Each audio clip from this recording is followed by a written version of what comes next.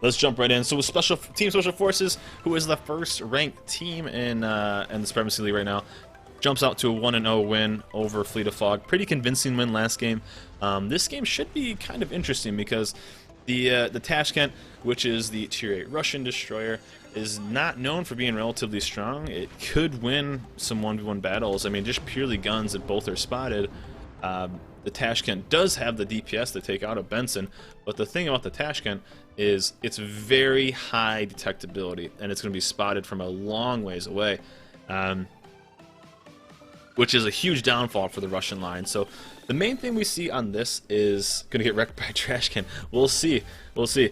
The main thing is the Tashkent's very fast. On this map, we tend to see, which is one of the newer maps that are kind of out, very fun to watch too. What you kind of see is either one, it's the A, B, and C cap. I'm covering up the mini map from now on, guys. It kind of, you take out, it seems like both teams, one fights for one cap, and then one team fights for another, and then the third cap is kind of forgotten about until later in the game because they kind of want to get that fight going on. Looks like, oh god, I thought that was a kill right away. Looks like Team Special Forces is going to start taking A cap while Fleet of Fog is going to be taking B cap and slowly pushing over to C cap as well. So Fleet of Fog should be getting that quick advantage on caps. Looks like we're going to be going at least balance, most likely Fighter Lexington. I thought maybe Strike, yep, definitely Fighter Lexington. So it's going to be a bit of trouble for Fleet of Fog's aircraft carrier because Lexington fighters will win. Hopefully, you can get some good barrages down. So this is going to be a good game for, in my opinion, Fleet of Fog is kind of coming off some undesirable destroyer play, if you will, and Hegzilla, Johnston, and Crying Strip are going to really need to kind of come back from that last game and play a little bit better to control this. And there are the 1,000-pound bombs from the Lexington, which can also do fantastic damage. Can he get a good barrage? This is going to be the question right here. If I'm him, he sacrifices his plans and gets a really good barrage. Will he do it, though? There he goes. There's the barrage. And if he can win this fight 5v3 with those planes, see, there it is. There's Achilles. Achilles in the trash can, pumping out damage, but he's immediately spotted. The thing can barely blind fire or stealth fire, and those are those 1,000-pound bombs. Looks like A432 loses all his fighters in that 3v2 fight for those fighters, and now can he get a good barrage? Frog Destroyer might be able to get a good barrage on these fighters to kind of keep his team safe. That's the thing about the Shokaku. If he can get that good barrage and take care of those fighters, he's going to absolutely control Lexington. If only they would have known, maybe he could have gone balanced, but he'd been completely controlled. Hegzilla pushing relatively aggressively against Achilles. Now they don't have that 3v2, it's a 3v3 destroyer, but the Tashkent is going to be, can be a thorn in your side if it's not killed. I mean, what's scarier than a Russian destroyer not being taken care of? The rate of fire they can shoot and the damage they can pump out and the fires they can set are, you can't compete with them with even USN rate of fire and everything like that. So Hegzilla going to try to maybe pop a smoke right around here, maybe keep him slotted. Let's go over to a Crying Stripper really quickly. Achilles going to have to stay on a straight line, or he's going to be taking a torp. Takes a torp anyway. Achilles goes down. That's actually a really good shot on the Tashkent because they're relatively fast.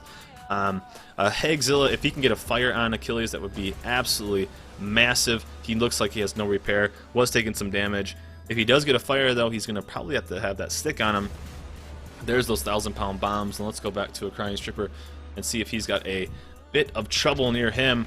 Rhino right there, which was a thorn in their side last time. Crying Stripper put some shots in on him. And Fog Destroyer, Johnson just taking big damage from everybody kind of picking on him down to about 8k life, while the destroyers on Team Special Forces still are having a decent time. Of course, Achilles is kind of all by himself and down to about half life, about 7k or so. Their team is actually doing relatively good. We got Fog Battleship Montana taking some decent damage, but he's fine. He's going to be able to heal it up. Hegzilla, let's go back down to him. If I'm Hegzilla, I am completely just lighting these guys up with my blind fire ability and the Benson. Oh, it looks like he's just going to push.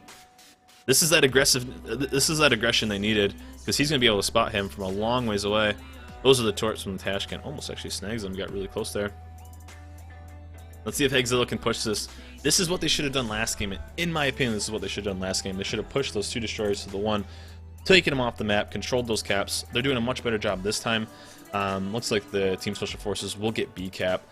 Surprised that without kind of unintended, Wild Wings was detected most of the time, but they just couldn't reach that shot at him.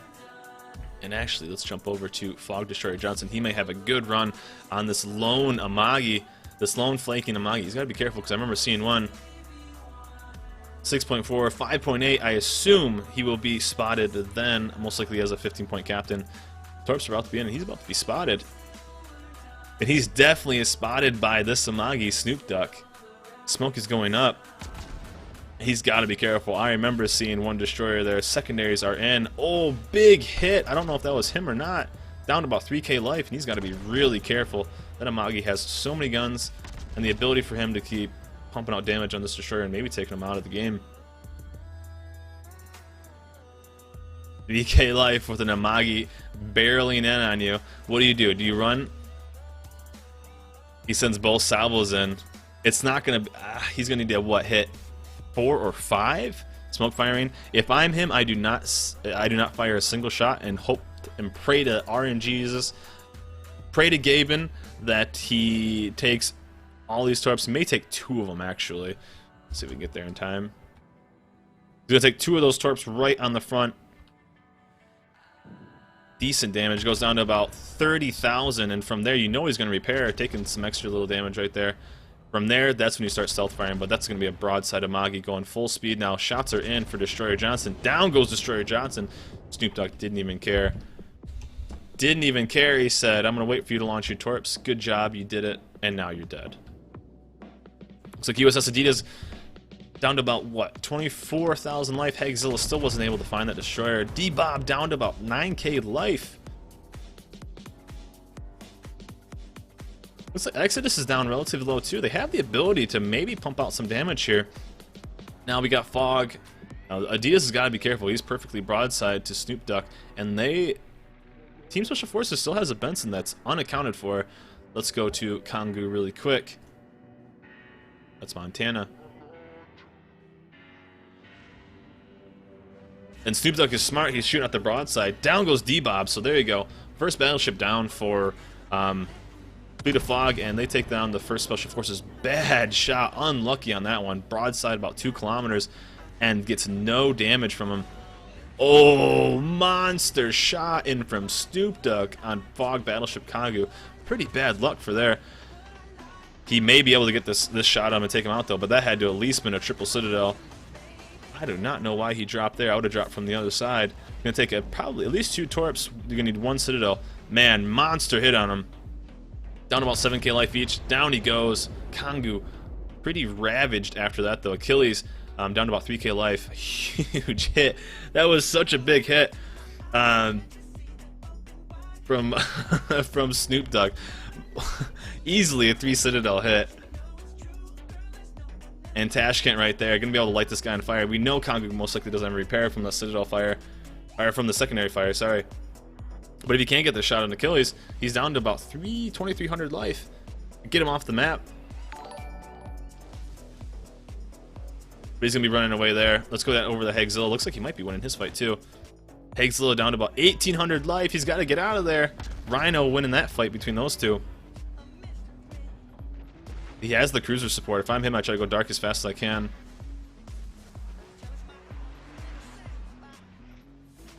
Looks like he may be dark relatively soon.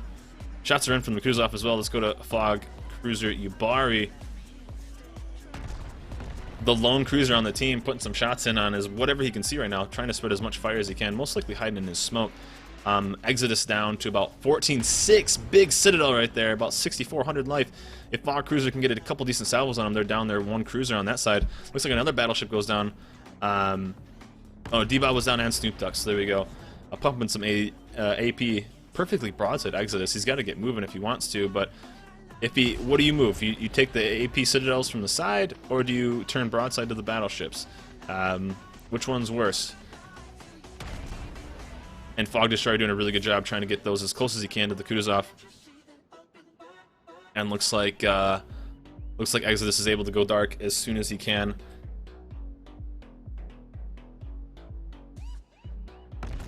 Hegzilla's got to be careful, though. More shots in. Can he get Achilles? Achilles has got to go down. Down he goes. Down goes Achilles. Fog Battleship Montana was able to get the snipe on him. So we have a pretty good advantage here for Fleet of Fog.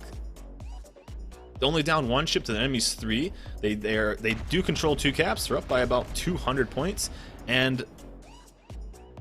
but they do have some ships that are pretty low. Kongu's pretty low, with about 6,200 life. He took that massive broadside.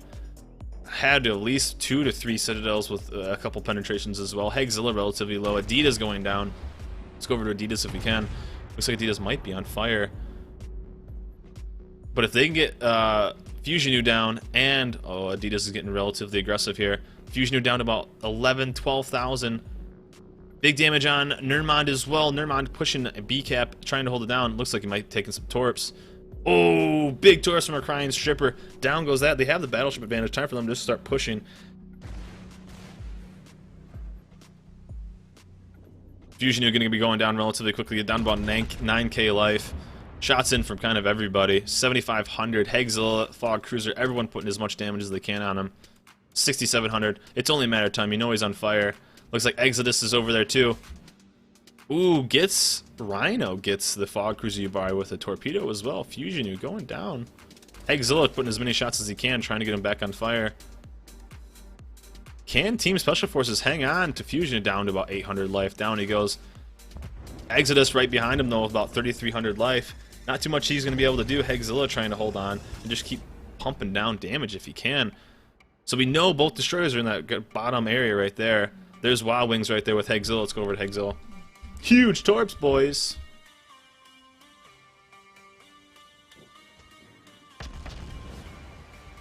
Torps in from Wild Wings. So what they're going to be able to do is hopefully not take this.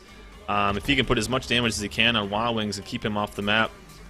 Looks like Battleship Congo goes down by the carrier kill, but Exodus goes down as well. There's not too much they have left, even though Hegzilla is relatively low. Wild Wings taking big damage from Hegzilla from the carrier. They're in go the torps. Can he actually snag him with one of them? I don't know if he can. Pretty close drop right there. Hegzilla just saying, please don't spot me. I only have 1,200 life. Trying to put as much damage as he in. We're sitting about 9. I mean, Fleet of Fog looking like a really good game for these guys. What was the turning point? I don't know if the Tashkent was the best. I mean, Achilles stayed alive for a long time, but we'll see how much damage he got put out. Not very stealthy destroyer, though. But the turning point was Congo winning that fight, which he did. And when he got that snipe, oh, there goes the torps on Wild Wings. Wild Wings down about 1,300 life, going to go down by guns. Down he goes. Hegzilla, if I'm him, I get greedy. Oh, he's going to at least get the reset. Can he get the guns? Oh, Matrix. Hegzilla. So Rhino keeps him in the game just a little bit longer, but I think there's only about... He's on borrowed time. Hegzilla goes down.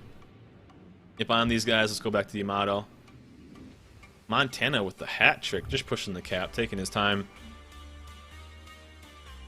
Let's go with the Yamato. Down, Yamato takes him down. So good game for Fog Fleet. They needed that. They needed that. So what was the turning point in that game? The turning point in that game, I think, honestly, was Kongu winning that fight. Even though Snoop Duck took out the destroyer, even though Snoop Duck put a massive hit on the Kongo stayed alive as long as he could.